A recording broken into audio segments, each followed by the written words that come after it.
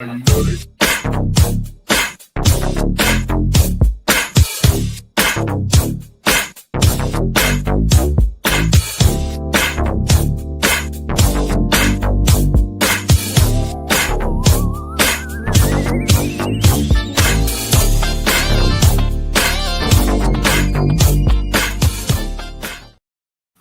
Hey, welcome to Let's Talk Nation. I'm your man Rod Love, and sitting next to me is the General Attorney Greg Jackson. How you doing, man? Once again, it's on, brother Love. You know how we get this thing started every week, man. How's your weekend this past week?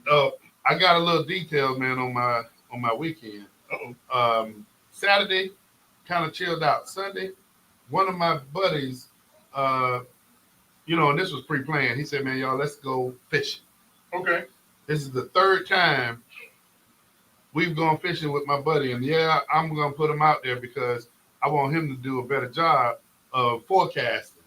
What is the rain? No, man, it wasn't the rain. Forecasting Saturday? No Saturday. Well, when I say forecasting, I mean forecast where we're gonna go catch some fish. Okay, y'all ain't. Hey, Greg, I don't kid you not. He sends us pictures, and I'm talking about my buddy Bernard. I love you, but he sends us pictures of these big drums that they catch. I mean, all the time, drums and trout and all that kind of stuff. And so, of course, me and the rest of the guys want to go fishing with Bernard. Did y'all think that that's what y'all gonna catch? We thought that's what we were gonna catch.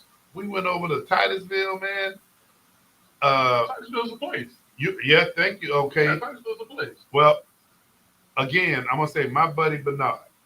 When he sends us pictures of him going fishing, big old drums, trout. Well, listen, man, cut to the chase. What are your pictures of your big old drums and trout? That's all I want to know about.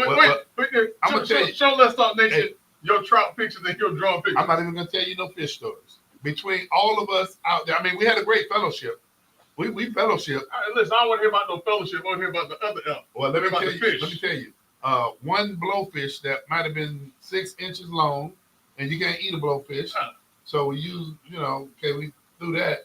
Then Marlo, he caught a real big catfish. And yeah, you could eat a catfish, but that's not what I was looking for. Now, when you say real big, what you talking about now? That catfish was probably that long. And when I say fat, it was a big one. And we have little wagers, Greg, about who catches the biggest eatable fish. Okay.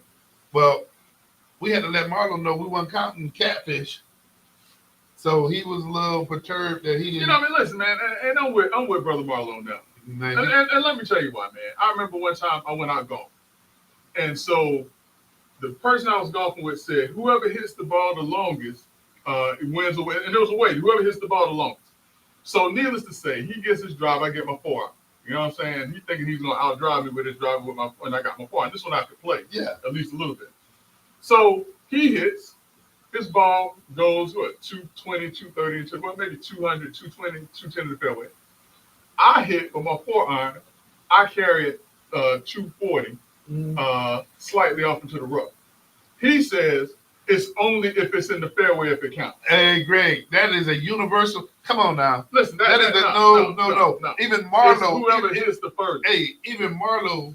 Whoever hits the furthest. I hit the furthest. If y'all agree with Greg, y'all can call into the station at 407-921-6195. But I must tell you first. If you agree, even if you don't agree, call in. No, if you let's have this conversation. Yeah, let's have this conversation. But if you agree with Attorney Greg Jackson, then you don't know the rules. You just clearly playing. Wait, what you playing? You playing PGA rules? Man, I'm just playing. No. What are these rules that don't get paid for their follow? Even regular tournament rules. What tournament? Any tournament. Show me the rules. Okay. Where your rule book at? Hey, so if y'all go I along, don't play PGA rule golf because I'm not a PGA golfer. Y'all go along with this shenanigans, you won't even be allowed to play with anybody else playing golf. Greg, the ball has to be in the short grass for the longest drive. That's some foolishness. Nope. I reject that deposit. Hey, and you know what else that says? I reject that deposit. You can reject that, but what else that says is you got to have a degree of accuracy on your drive too. What they got to do anything? That means put the ball in the short grass. I was still close to the hole. All right. Hey, if y'all know Greg and my 8-year history on the show, y'all Still know close to the hole. Y'all know I'll get to a point and I just won't argue with this. Listen though, it's actually been 11 years that we've known each other. Yeah, 11-year history. 8 years. And man, Greg, people don't believe how this all came together, but hey, y'all, I'm still not just like this. On the opposite side of an issue. That's like on the opposite side of an issue. There you go. Hey, man. Thanks to our pal, Mayor Brian Nelson. That's how it all started. Yeah, give him the credit. Give him the credit. Hey, Greg, some sad news. Yeah, absolutely. Public defender Bob Wesley, who served in that capacity for three decades. Yeah, it was the 9th Judicial Circuit, which includes Orange and Osceola County. That's right. And 3 decades, you say? 3 decades. Greg, he retired, and we had the elections in November. Right. And I believe it was this past Friday that, the whole world got notification that Mr. Wesley passed away. Yeah, passed away at age 72 after a stellar career in public service. As I said, his career spanned more than 3 decades in serving the Orange Osceola County community. In various iterations, not just as public defender, but that was, he was a stalwart. When you thought public defender here in Orange and Osceola County, the name that came to mind was Bob Wesley. Great, because anything law, I defer to you. Yeah. But Greg, when people hear public defender, can you go and just kind of give them a little bit more of a better understanding as to the role and responsibility of public defenders? I mean, public defenders have a very admirable and a very difficult job because everyone has the right to counsel if they are accused of a crime.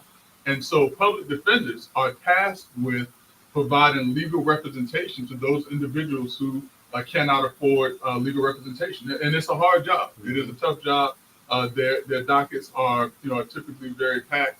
It is a thankless job because no matter what happens, you're not going to be thanked for either helping someone to not go to jail or someone going to jail because the jury went the other way. And so he ran that division, that department. He did what the past state attorney and what the current state attorney were hoping to do, which is to provide representation to individuals who are accused of a crime. Great. One thing that most people don't know, and if you can dive into this part as well, is when you think about public defender as well as on the prosecuting side, state attorney, what a lot of people take for granted is they have a large caseload. A huge caseload. Yeah, a massive caseload. And so when you talk about representation, and I don't know, Greg, I'm going to just kind of navigate it and say it this way. You love to say the answer is yes, but in reality, we got to acknowledge if you got a large caseload and you're trying to put the research and time into defending an individual, the best defense that you can have, Greg, with those caseloads, man, I can't say that the level of representation, and keep in mind, I don't know if you mentioned this, but when you get a public defender, and correct me if I'm wrong, I could be off on this, but it's for those who can't afford to pay to have their own representation. And when you look at those that are paying to have their own representation, those private firms, caseloads are not as large and vast as a public defender's caseload would be. Thus, if you're paying, you're going to have somebody and have the expectation that they're sinking a lot of time, which when you say time, that's billable time, into defending. Yeah, I mean, but listen, just because you go with a private attorney doesn't necessarily mean that you're going to get a different result. Correct. Case in point, Markeith Lloyd, the murderer, Markeith Lloyd, he was assigned or appointed a public defender to represent him in the 2 murder trials. He opted to get private counsel, and he's still on death row. I'm trying to think if he's been, if he's not, he's headed to death row or, something like that. And so, even if you get a private attorney, that does not mean that you're going to get any better result. But yeah, I mean, you're absolutely right. When you're providing free legal services to people from anything from traffic violations all the way through to felony murder, your caseload is going to be diverse for the ones who do felony murder versus the other types of cases. and it is going to be a heavy case. And I will add, we're at the halfway point during the Florida legislative session, right? And the issue regarding prosecutors and public defenders as it relates to competitive pay, as it relates to the number and caseload. So there's a lot of conversation that's taking place that statewide this is an issue.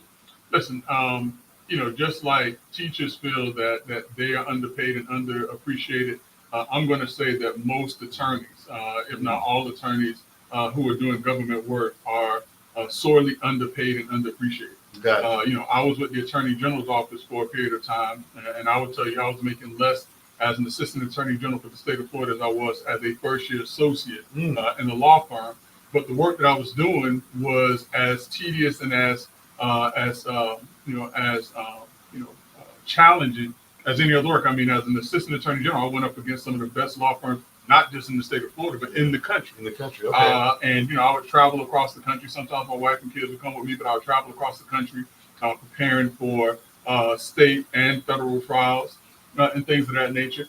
But I was still being paid less than I was as a first-year associate. Wow. So, to be in the public service as an attorney is a sacrifice. I'm just going to say what it is. It is a significant sacrifice. And those who do it, even for a short period of time, because a lot of people do it because they want to get the experience in trying cases, because you're going to be getting in there quick. But those who do it, and in particular, those who stay within that field, giving credit and big ups once again to Mr. Wesley, giving credit and big up to the current, a public defender, giving big ups and credit even to, Aramis Ayala and the other, attorneys who served in that capacity, former Attorney General for the state of Florida, all the way down to the, whatever it is a sacrifice, and you're never going to be paid what you are worth. For the most part, I'm not going to say never, because it's getting exactly what they're supposed to be paid. But for the most part, it's a lot of dedicated people that are doing that work who are never going to be paid what they're worth. Well, great. On that note, let me try a segue. Yeah. And that segue is from a legal perspective. Right. When I look at the 22nd Amendment. Okay. Am I working? I see. So, great. Get some feedback regarding President Donald Trump looking at the serious consideration of running for a third term. Listen, brother, look, before we get there, I got to segue of my own. Okay. Because what I got to tell folks is that they're listening right now to these two voices. They're tuned in to two of the most influential voices in Central Florida on a Monday night podcast. Brother Love and Greg Jackson, the dynamic duo guaranteed to raise your IQs 20 to 15 points or 15 to 20 points. I said that backwards because you messed me up with my golf thing. That's all right, though. But if you're tuned in to these two of the most influential voices in Central Florida Monday night podcast, Brother Love and Greg Jackson, the dynamic duo, we are here to entertain. We are here to educate, but most of all, Brother Love, we are here for Let's Talk Nation. So if you want to be a part of tonight's conversation, all you got to do is hit 407-921-6195 or use your Twitter fingers, use your Facebook fingers. You can come, you can chat with us because we're here. We're chatting it up, not just with each other, but everybody on here. So, Brother Love, if they want to do it, all they got to do is come and be a part so we can tell them, let's get it on. All right. Hey, and for those of you who want to engage, hey, come on, dial in and join this conversation. That phone number is area code 407-921-6195. So, Brother Love, you have posed an outstanding question. And listen, the reason why this is such an interesting question is because there were a lot of individuals who were concerned that when Donald Trump ran this second time, that he was going to try to make this a dictatorship. And that was what a lot of Democrats said. Hey, he's going to, he's going to try to change the Constitution to where he can never be ousted out of office. One of the things I said is that one person cannot change the Constitution. As a matter of fact, if he was going to change it, try to change it, he had a chance to do it during his first term, and he didn't do it because he couldn't do it. However, that's the however. However, this weekend, while speaking to reporters, Donald Trump made a glaring admission, which some may say a glaring admission, in that he indicated that he would not mind entertaining a third term. And as a matter of fact, there are some legislators who are now looking at the 22nd Amendment of the Constitution to see or determine if Donald Trump can in fact run for a third term. Now, Brother Love, Let's Talk Nation is one of the smartest audiences out there. All right, let's just put it out there. They're one of the smartest audiences in the United States, if not the world. And so, Let's Talk Nation, there has been only one president in the history of these United States who has served more than 2 terms. And so we're going to challenge Let's Talk Nation. If you want to hit your little Facebook fingers and get them to move in that emotion, let us know who you believe or who you know was the one president that ran or that was allowed or able to serve more than 2 terms. And we'll have a little conversation about that. Okay, so great. Let me ask you this. Do you think that this is going to energize Democrats as we get ready to move into the midterm? Oh, absolutely. Okay. Absolutely. I mean, listen, Democrats have been trying to put their hands on something to say, hey, look, we told you about this guy. They were trying with the economy.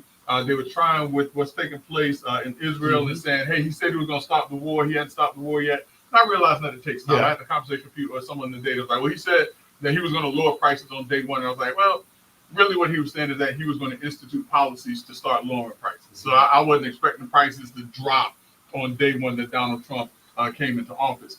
But what it has done is, what Democrats, outside of a shield, no, what is it, Signalgate, which we didn't have a big conversation about Signalgate, but outside of Signalgate, where they're now having congressional hearings to determine what went wrong there, this is now going to be one of the biggest conversations because most Democrats are going to say, or a lot of Democrats are going to say, I told you so.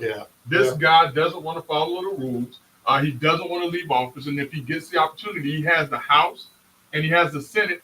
They're going to help him to change the laws where he doesn't have to leave. And I think that this is a very, very bad look for the Republican Party right now. So Greg, you got talking heads all over the place, man. And once this became, public and evident, who do you think was one of the first names that came up when the discussion about a third term came up? Listen, so, if Republicans want to talk about, their favorite president or one of their favorite presidents serving the third term, then us Democrats, we're going to go to our main man. And our main man is none other than Barack Hussein Obama. And so, listen, the counter to, hey, if Trump can run a third term is, well, if he can do it, Obama can do it. And when you say us Democrats, you mean y'all Democrats? Yeah, us Democrats, not y'all Republicans. Okay. I know who I've been talking to. But listen, the other name that has kind of surfaced, but I think he's a little long in the tooth to be considered, is Slick Willie Bill Clinton. Bill Clinton was also another president who was highly revered, across the board. He was also highly respected by both sides of the aisle.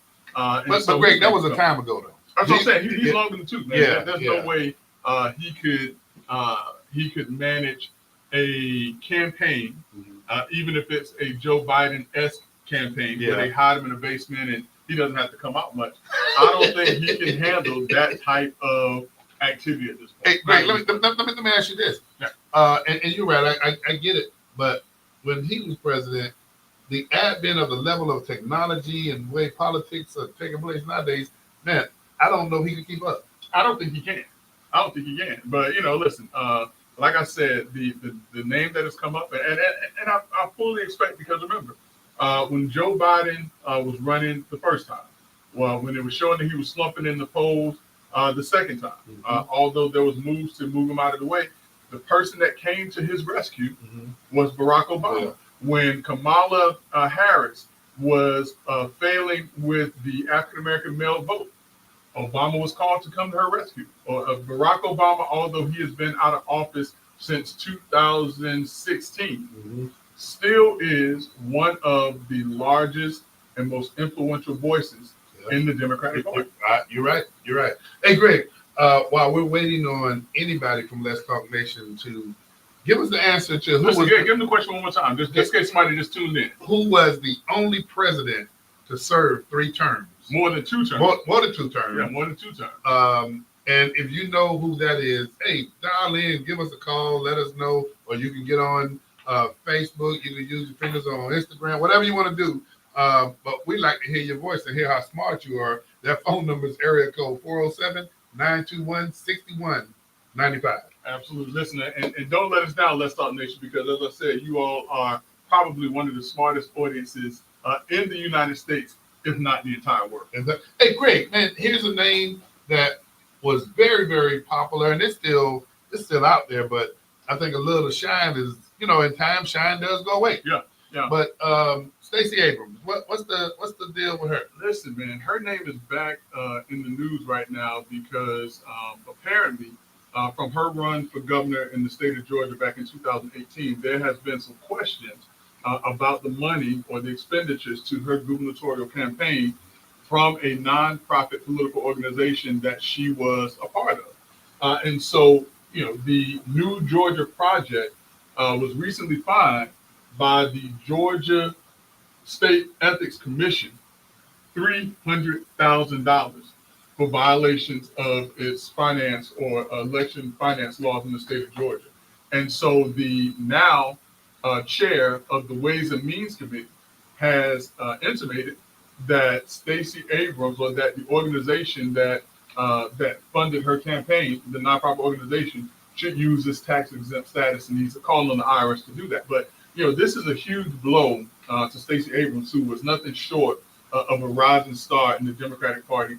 Again, she still has a major voice in the Democratic Party. As a matter of fact, when Joe Biden was running for president the first time, one of the few names that was mentioned to serve as his running mate was Stacey Abrams. And no doubt that when it came to garnering votes in the state of Georgia, one of the names and one of the individuals that was key and instrumental in that was none other than Stacey Abrams.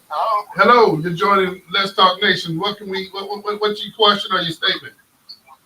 Yeah, this is Greg Senior. How are you doing today? I'm doing all right. How about yourself? Doing great. You hear me and your son up here mixing it up now. I hear.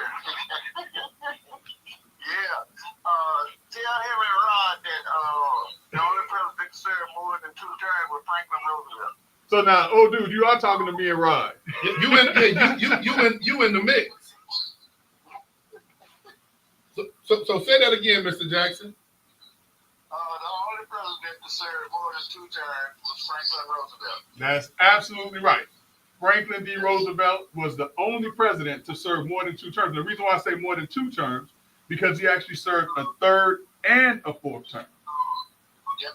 Now, do you know? Now, do you know what precipitated or what the reason was that he was able to run for those 2 additional terms? Yeah, it had something to do with the economy and the war. Listen. Not only is he one of the smartest members of the Let's Talk Nation community, but he's my dad. He's your dad. And listen, he hit the nail on the head. And if you all think that I called him, that I told him and gave him a heads up before the show started, absolutely not. So, Mr. Jackson, what do you think about this conversation though about Donald Trump, your man, Donald Trump, going and exceeding 2 terms? What's your thoughts about that? Well, in my opinion, he shouldn't have served no terms. And that's just my opinion. We're the only country that has a felon leading our country. I don't know if that's accurate. You don't know if that's accurate. Yeah.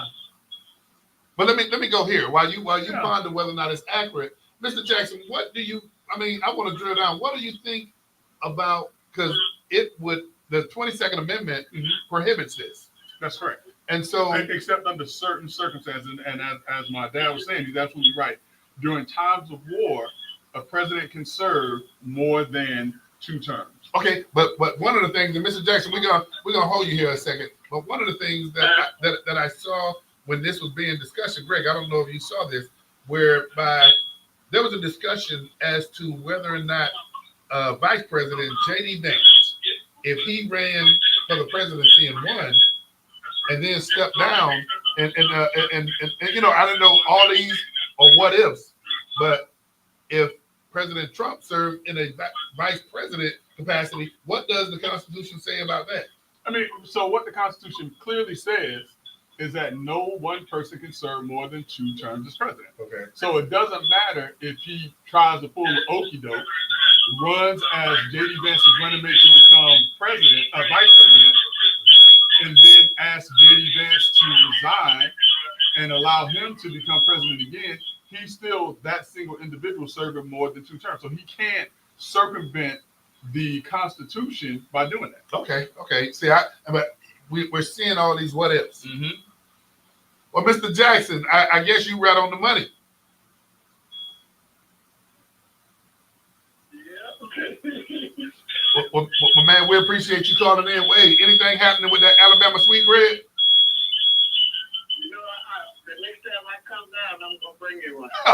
Okay. Hey, Mr. Jackson, thanks for calling in. Yeah, man. All right, you take care. Bye-bye. Okay. You too. All right, there you go, dude. So we got an answer to that question. Yeah, absolutely. And listen, so for those who did not hear or may not have understood the answer, little Brother Burns, you're a day late and the dollar short, man. We just had somebody to call in and just give us the answer to the question, but we appreciate it. You're absolutely right. Franklin Delano Roosevelt, during the time of World War II, was called upon and allowed to serve a 3rd term and then ran again for a 4th term. No, And actually, so that is actually, absolutely correct. specifically, The only one. actually, Brian gave it first. I didn't show it because he didn't call in. Say it again, Doctor. I said, Mr. Burns I didn't show him, but he. Oh, he came up first. Yeah. Oh, my bad, Brother Burns. I'm sorry about that. Yeah. Yeah. But no, you're right also, Brother Burns, that it was Franklin Delano Roosevelt. Yeah, he had it right off the top when y'all asked. Hey, and this was it makes exception for times of war. Yeah. So, and listen, I don't So know. does that mean- Is this an does that indication mean- that Does that mean that I know exactly start what a you're war? about to say. Start a war so he can stay in. And it's funny that all of this came up in the middle of us talking about the signal gate. See, it switched. See, that's bait and switch. Everybody got to talk about him having the audacity to say he's gonna run for a 3rd term, but it takes a constitutional amendment and ratification by 38 states. He's not going to get that. He is not going to get that. well, not only that, and so let's say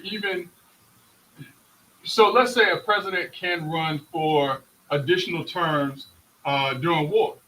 Only Congress can declare war.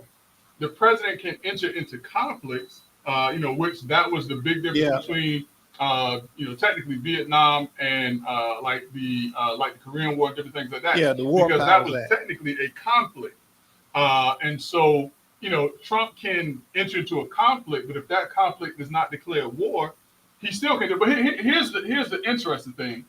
About a month ago, when Zelensky was in the news about him being president, Trump was saying that he was not a legitimate president or something like that because he shouldn't be in office or something.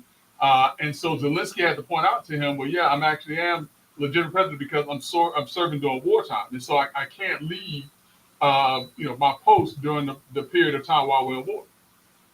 So That's in their constitution as well, right? Yeah. Listen, I want to say it's in most countries' constitutions or governing documents that you don't want there to be any type of change in leadership or policy during a significant time period such as wartime. Great.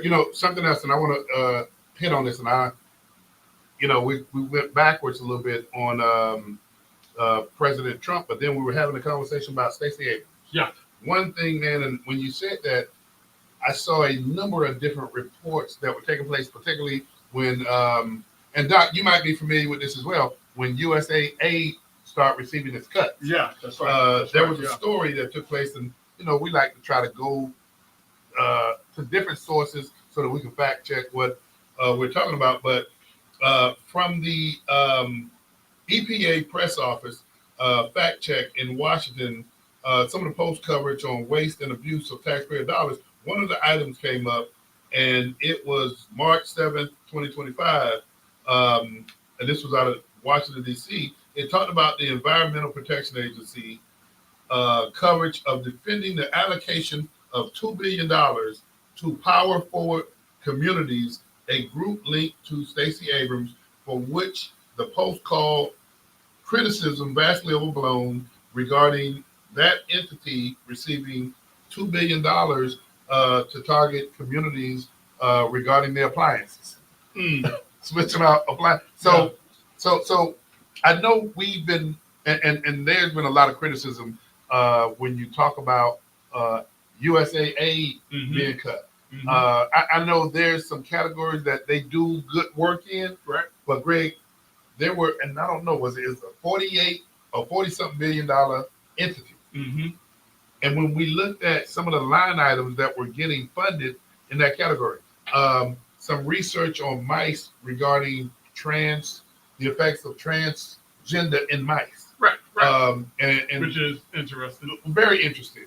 And so when you broke down the line items in this, there were a lot of money, Greg, that was very questionable. And again, what people don't realize about USA aid, and I was surprised when I saw this piece in there with a group linked to Abrams. USA aid mission is supposed to be focused on funding other countries, right? That's right. Yep. So let's circle back on a comment that was made that we're the only country that has had a president that's been convicted of a felony or serious crimes. So I mean, if you just kind of go to a Time magazine article, because back when Trump in 2024, after he'd been convicted, there was an analysis across the world about other leaders. So if you look at Brazil, Luiz Inácio Lula da Silva, Brazil's incumbent president who previously led the country from 2003 to 2010, was jailed in 2018 for corruption. However, he had his charges overturned in 2021, which allowed him to run for the presidency in 2022. You also had Benjamin Netanyahu. That's what I was thinking of. Benjamin Netanyahu has been accused of and indicted in 2019 in a series of charges, including fraud, bribery, and breach of trust. His trial continues amid the country's war in Gaza, and he's still, the leader of Israel. Yeah. So I mean, we can go through a lot of them, but listen, there are, let's not look at what I don't want to happen. All right. I mean, and again, I don't want anyone to take this as me being anything other than objective. But when we look at it, let's not point to the USA and say that we're the laughingstock because no other country has ever done it. Yeah. It has been done in other countries, and it's still being done in other countries. And as a matter of fact, Donald Trump and his legal team are still fighting those convictions. And so while he is a convicted felon as of now, there may very well come a time when those convictions are actually overturned. Gotcha. But, if he was precluded from serving as president of these United States as a felon, he would not have been elected. You're right. Well, great, man. Good information, man. But I think that discussion and argument will continue to take place. Especially if you're talking about trying. But listen, this is my understanding. I'm not on the inner circle of President Donald Trump, but what some folks are saying is that this is just his way of gaslighting the Democrats. That he has no intention on running seriously for a third term, but if he can needle the Democrats to get their minds and get them discussing something else. If you all ever saw the movie Lucky Number 11, there's something that's called the Kansas City Shuffle or the St. Louis Shuffle, where you get someone to look this way while you do something that way. Yeah. And this may very well be that. Donald Trump is a master, whatever it is he does. Well, great. It's funny you mentioned that, and I'm gonna just kind of veer in this direction for a quick second. Yeah. Man, a lot of the discussions, a lot of talks, and you and I, we pay attention to the news. I think Schumer's in some trouble. I've heard that. I've heard, and only because Chuck Schumer is being a centrist Democrat right now. He saw that there was the possibility that in voting against the continuing resolution, that there will be an opportunity for Donald Trump to actually wield more power than what he has right now, because they would have been operating without a budget. He voted for it in order for there to be a continued resolution, which he felt was the best thing to do. And now the Democrat Party, Bernie Sanders to AOC is excoriating him for it. And Greg, something interesting, and we've seen this on both sides before. But it's real interesting to see in public a party eat their own. You saw. No. What's interesting is that the Democrats are not doing it. Yeah.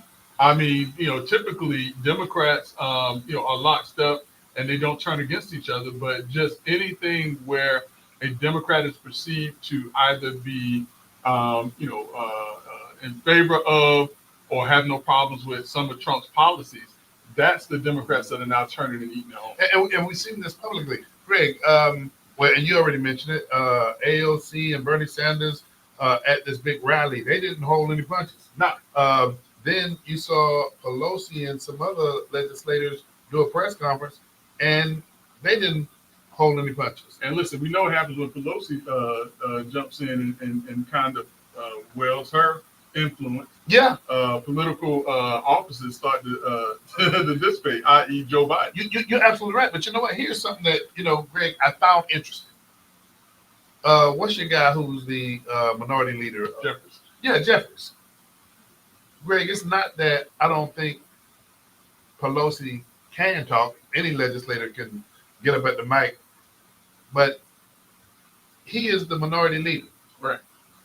You get where I'm going? I get exactly where you're going. And I know you've seen this. I know you saw when the press was asking him, how did he feel about what Schumer did? And next question, please. Mm-hmm. Greg, I really have to say, when I saw Pelosi, because she had about 4 other legislators with her. Right.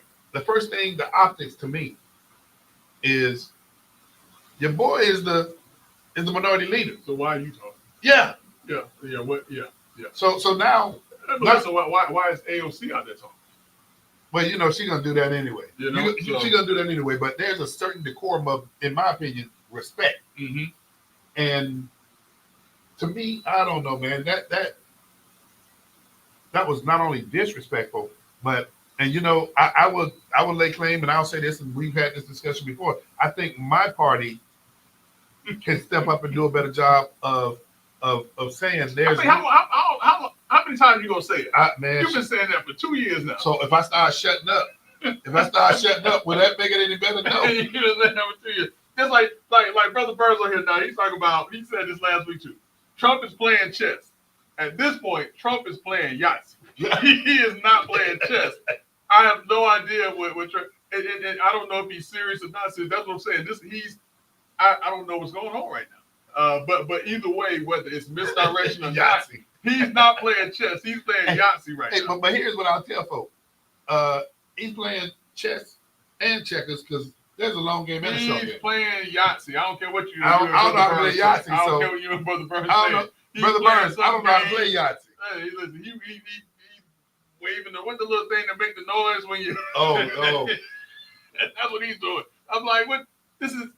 I don't know what's going on right now. He's playing Yahtzee and all this other stuff. Man, well, Greg, I just think, man, that there's from a leadership standpoint, man, something's going on over there, and I ain't worried about it. That's a good one. You play Yahtzee. I don't even know how to play dog. You can make me look it up, man. You can make me look it up. I just remember the little ball in Yahtzee. So yeah, that's what he played. Greg, domestic violence, man. Listen, hold on, wait. Let's, because I think we got a little bit of time. Okay. Let's talk a little bit about local politics. Okay. This is something important that we're going to spend a little time on. Local politics. Regina Hill. Last week we talked about the fact, maybe the week before last, we talked about the fact that there is an upcoming election in District 5. That seat was recently vacated by Regina Hill when she was suspended by Governor DeSantis based on allegations of elder exploitation. And so the now sitting commissioner was elected in November and has been sitting in that seat. And there is an election coming up. There's an election coming up in November 2025 for that seat once again. And lo and behold, Regina Hill has indicated that she's running for that seat. Now, here's the rub and here's the issue. Regina Hill has a trial coming up, a exploitation trial that's coming up May 12th of 2025. Okay, got a question for you. Yeah. So if that's taking place in May and you navigate, because you know where I'm going with this, one, how long is that trial anticipated to go on? No, that's a great question. A trial of that nature will probably be a 2 to 3 week trial, believe it or not. Okay, my next point. Or 1 to 2 week trial. Okay, so my next point, let's just say May 31st, my birthday. Mm-hmm. Former Commissioner Hill is exonerated. Yeah. So what takes place? I mean, I'm just guessing this. If she's exonerated, does she get placed back in her former seat? No. She has to run. There is an election that is going to take place, because remember that special election replaced that seat. Okay. And so if she is exonerated, then she would be allowed to continue with her reelection or with this reelection campaign, which means that in November of 2025, there's a very real possibility that she may become the next returning commissioner for District 5 Orlando. Wow. Now, the other part of that is that if she is convicted, there's a very real possibility that she may spend some time incarcerated for the allegations that have been lodged against her. Now, would this preclude her from running for office if she is convicted of a felony? It would, wouldn't it? Nope. It wouldn't? No. Hang on, say that over again, Greg, because I want to. If she is convicted and she is not serving jail time, would that preclude her from being able to still run and to hold seat as the Orlando City Commissioner? See that you're the lawyer. So I didn't know that. Listen, I'm going off of what's happening on the national level with our president. What? Donald Trump has been convicted. I understand that. I understand that. So if he is allowed to serve as president and he is a convicted felon, Regina Hill, as a commissioner, if she is convicted of a felony but she is not serving jail time, should be permitted to run and serve as the District 5 commissioner. Okay, I hear what you're saying. But Greg, come on now. What I'm coming to. Okay. See, the problem is, Brother Burns and Brother Love, I'm playing chess and y'all playing checkers. Because what you're saying don't But sound. no, it makes sense. Think about it. What would preclude her from serving as a city commissioner just because she's been convicted of a felony? Does being a felon now, can she? Here's the funny thing though: if she's convicted as a felon, can she vote? You can't. Why are you looking at me like that? I'm saying you're right. By law, you can't, right? I'm saying you're right. But potentially, as a convicted felon, she can still run and serve as a commissioner. Potentially. Hang on, what was the last word you just said? Potentially. Potentially. Yeah. Okay, so you said that kind of low because that's what I picked up on. No, I said it loud enough for everybody in here. We got mics all over this room. Great. It may have been low for a fact, but it wasn't low because I wasn't trying to be heard. What are you trying to say? Hey, Doc, what do you think of that? Doc, like, I have no idea what the heck going on. Yeah, because Man, I took my jacket off. Hey, But turn I'm your mic on, answer Doc. it. I'm with Greg. I understand it Yeah. because there So, are other people that have been felons and held office across But Florida. let me ask this question. Because Greg, what you're saying, I hear you, but I was under a certain presumption. Is there anybody else that we can point to that has been convicted? and run for office? No, been convicted, Uh-huh. not ordered with jail time, that is holding office? That's holding office. It's a guy down in Miami, black guy. Yeah, I wanted to say his name, but I can't think of his name. I can't think of his name either. And I don't want to say the wrong name, and then I get. But hit he with, was convicted, didn't serve jail time, and went right back into office in the next race. Yeah. I can't think of it. Happens. It happens. I mean, think about Mildred Fernandez. What would have prevented her from? I mean, the only thing that prevented her from running again was just, you know, the public just wanted somebody else. See, I didn't Think know. about it. Didn't Think know. about it. Yeah. Mm-hmm. So yeah, I mean, so you know, quite. That's why I say if she's not incarcerated, there's a very real possibility that she can maintain and continue to run in that race. Now that's going to be listen. I don't think that it would be wise because that is going to be slammed in her face by her political opponent, and you know, Not only that, it'll put a bigger target on her back, yeah, and that's real because the like the situation with the condemned housing. Now, allegedly, someone in city government was behind the condemning of her house. And you know, other things like that because she ain't rich, and that takes money. Yeah. yeah. You're right. You know, and you can only be the benefactor of donations so long. Oh, you know something, Doc, Greg? What you're making me think about is the former mayor, and he's deceased now, Marion Barry. Yeah. Yeah. That is the best example. That is out. Yeah, I mean, so listen, you can go way back to Marion Barry. Yeah. I'm gonna go to this last election. Donald Trump has been convicted of a felony, and he is now serving as the president of these United States. Now, whether or not he was wrongly convicted is a question for another day. Yeah, I got you. And I got you. you know, Now. personally, I think that the convictions should not and will not stand. That's just my personal feeling on that. But the fact of the matter is, he has been convicted of and is a convicted felon who has been elected to serve in the highest office in the land. Well, there you have it. Hey, before and y'all talk about playing checkers and chess. Trump is not playing chess. He ain't even. Hey, Doc. This Doc, what don't- it is. Hey, Doc. He Hey, you heard what I listen, say playing. He committed to the con. That's it. hey, Hey, Doc, Doc, don't. hold on, wait. Hey, Doc, you heard what I say you playing, right? Yahtzee. He playing Yahtzee, Yahtzee, man. yeah. Hey, Doc, I don't even know how to play that. Hey, Doc, don't go anywhere. Hey, before we run out of time, because we got to the two shows before. Greg, Doc, we have another state senate race that's coming up, and I'm talking about District 15, Yeah, which is, I think it's going to be a very interesting race. it is. Listen, it's going to be a very interesting race for the fact that you have.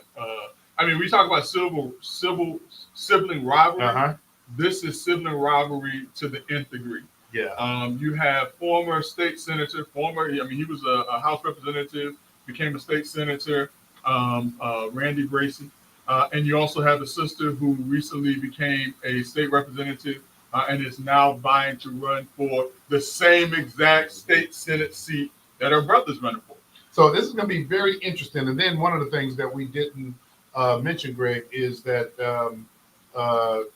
House Representative LaVon Bracey held a press conference to announce her candidacy for District 15. Yeah. And I got to say, I don't know, man, I counted maybe 75 or so supporters present. I think she's out of the gate. And one of the things I got to say this, out of the gate in terms of running in that direction, her brother announced, as you well saw too, Via Facebook. that he was running. You know, it's not a good look for the Bracey family, and here's why. They're both very capable. Okay, you know, I like both of them. They're sharp, good people. And in that, you have a possibility for a political family to rise here in Central Florida. And with them fighting, okay, it's going to create a dynamic where they can be divided. And I think that they're weaker. They are actually going to make each other weaker as politicians by running against, you know, this has a potential to damage both of them. Yeah. Nobody's going to walk away without scars from this. Instead of doing like, you know, political families, they know how to come together and say, hey, okay, you're going to run for this. But when it's time for me to run for that, then I need you to put all the Hey, all the Doc, energy behind it. Doc, and I'm glad you said that. A couple of things, man, and I want you and Greg's cranial feedback, if you would. I hear what you're saying, and I don't disagree with one thing that you're saying. But one of the things, man, that I'm compelled to point out is that says District 15. That seat is the people's seat. Let's make sure we get that right first. And I hear what you're saying about political family dynasties. Yeah, we know about the Kennedys too. But first and foremost, let's make sure we recognize that as the people's seat. I don't think anybody else. I do, but here's what we got to think about. See, they're competent. They're competent people. Yeah. That's who we want in office. That's why I'm framing it this way. Okay, these are the type of people that we would gladly have to represent us because they're not going to get up there and coon and boom. Yeah. I mean, case in point, when he was a state senator, Senator Bracey was the only Democrat to ever chair criminal justice. Listen, he was able to work across the aisles and be very effective. Exactly. And that's what you want, mature leadership. You don't want people up there rolling around on the floor. Remember? Hey, Doc, something else you said, and it was two things that I caught. Something else that you said that I want to kind of point out when you talked about the secession and things of that nature. Something that I've been hearing an awful lot of as of late is wait your turn. That's always been a Democrat problem. Yeah. Okay, I'm glad you said It's problem. always been a Democratic Party problem. Let's take turns. We very rarely have primaries where we primaried everybody. Mm-hmm. Somebody in the party at some leadership level decides you're gonna run, and then they freeze out everybody else. I've seen it take place in the leadership, especially here in Florida. Yeah. I've been to many meetings, and they tell one person, "No, we ain't gonna do nothing for you." Yeah, we're not going to support you because it's not your We're turn. not gonna support you. It's not and your that turn. kills me. Yeah. But now here's the other dynamic also that is being missed is that with the Braceys being in contention with each other, not saying that they're against each other, they're running for the same seat, so they're in contention. This may very well open up the door for someone else to step in and garner support and votes that the Braceys are going to lose out on, either because they're splitting the votes or people just don't want to be a part of this. And this is my word, not anyone else, of this fiasco. Yeah, and I think we also have to take into consideration when we talk about who else may enter the race. We got to also look at their level of competencies. Yeah. So, listen, this is going to be extremely interesting. Think about this, and both of them have insight and goodwill in Tallahassee. Mm-hmm. So why have one when we could have two? I'm just saying that to serve the community. Don't put two eggs to fight it out in the same skillet. Yeah. It's like I said, it's going to be very interesting. It's going to be very interesting. Hey, but Doc, let's have a serious conversation for a little bit. Not that the last conversation wasn't serious, but there appears to be some things that are happening here in the state of Florida and across the country that forces us to revisit an issue that's taking place, in particular with our women. And the question that's been posed is domestic violence the most under-discussed situation or assault on women's safety right now? And the reason why that conversation has come up is if we just look at the news just over the past week, on yesterday we had a 42-year-old mother of four, Takesha Eads, who was shot and killed by her husband. Her husband has been charged with murder. He had a long criminal history, had recently been arrested twice in 2025, March of 2025, but it bonded out 2 weeks ago, and 2 weeks later, she's dead. Then you have, within a week of that, in Deltona, Volusia County, 38-year-old Ashley Bea was shot and killed by her ex-husband. He was arrested on March 23rd, 2025 for assault and battery or battery charges against her. He's booked into jail, he bonds out, and 2 weeks later, or a week later, she's dead. And then if we look across the country, in California, there were 2 women who were having conjugal visits with their inmate husbands, who have now died or been killed. One of the husbands, where the wife was murdered in July, that husband was finally charged just this month. The other husband, where his wife was recently found dead, has not yet been charged, but there's no one else to be implicated in that. What is going on with domestic violence, and what type of conversation do we need to have to help women to be wary of the ones who should be loving them most, and vice versa, because some men are part of this as well. You know what? I agree with you, Greg. You know, we hosted a couple of shows regarding domestic. But Greg, if I can recall, we talked about red flags. We talked about certain things, and Doc, you were part of this, where mates were keeping their wives or girlfriends from communication with their family. Mm-hmm. That was a big red flag. Mm-hmm. There was a number of things that were taking place, man. And Greg, I don't know who we had on the show that really articulated this. I mean, one of them was Judge Lorraine. Yeah. Oh, yeah, Judge right. Lorraine. Yeah. Mm-hmm, yeah. So you know, we need to get her back on here. Yeah, we need to have this conversation, man. It's a serious conversation, especially when women dying. But I'm not being facetious, but are women listening? Because domestic violence education has come a long way.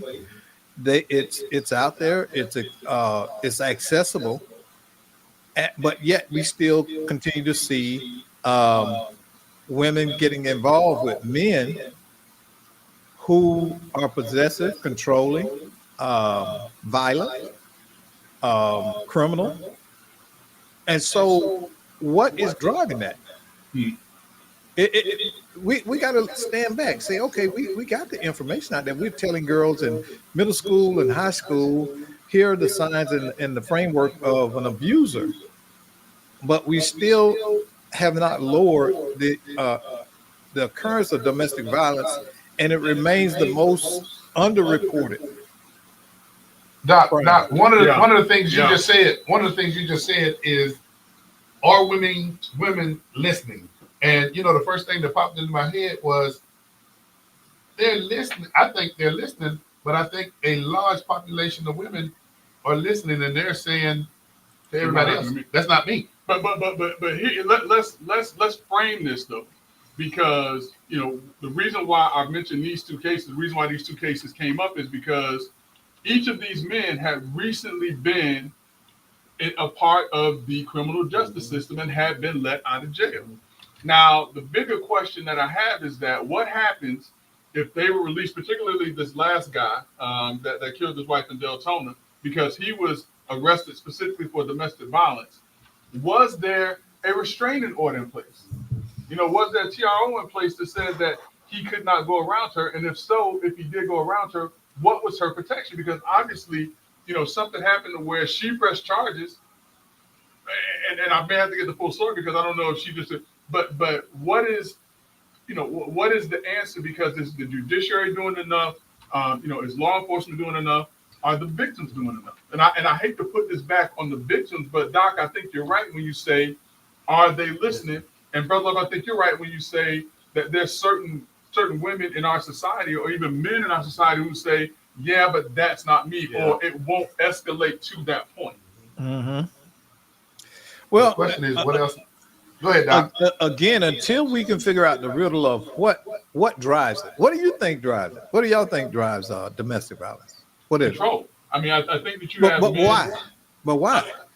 I mean, control is what? Power. It's an element of power. How? Because they're able to inflict their will on somebody else to do what they want them to do, to not do what they don't want them to do.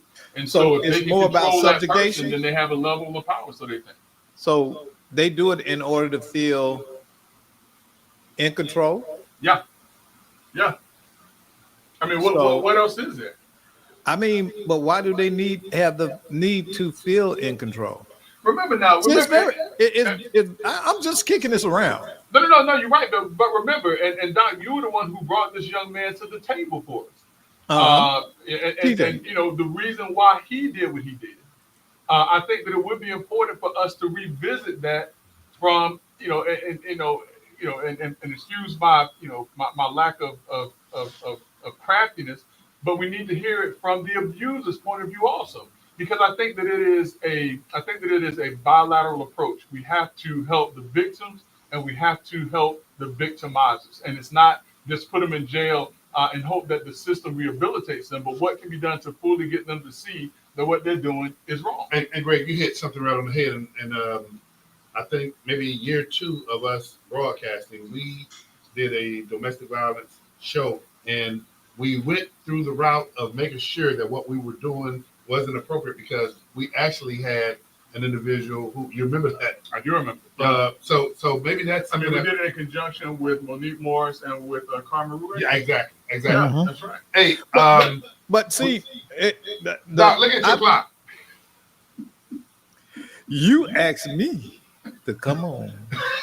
You got a point now. You got a point now. Listen, I ain't gonna argue with it. You got a Hey, point. I had my jacket off. I'm chilling here. I'll give You it. was eating the snack, Doc. You even had a snack. Hey, but because I know Doc was gonna Stick around. add You volume say- to this. Did you see did you see the clock when you told me to stick around? All right, okay, I'm my just fault. saying. Hey, Doc, you know, brother, you bring a lot to the table, and bring it to the table next week. Bring it to the table next week. Hey, for those of you who tuned in to Let's Talk Nation, we love and welcome your participation. We love and welcome your engagement. But most of all, See, let's y'all, just- that's why y'all two of my favorite people. that's why we tell you. Yeah. Hey, you know what, Doc? I'm gonna say this to Greg, but it applies to you too, brother. You don't have to go home. But you got to get out of here. We'll see you next week on Let's Talk Nation. Y'all join us.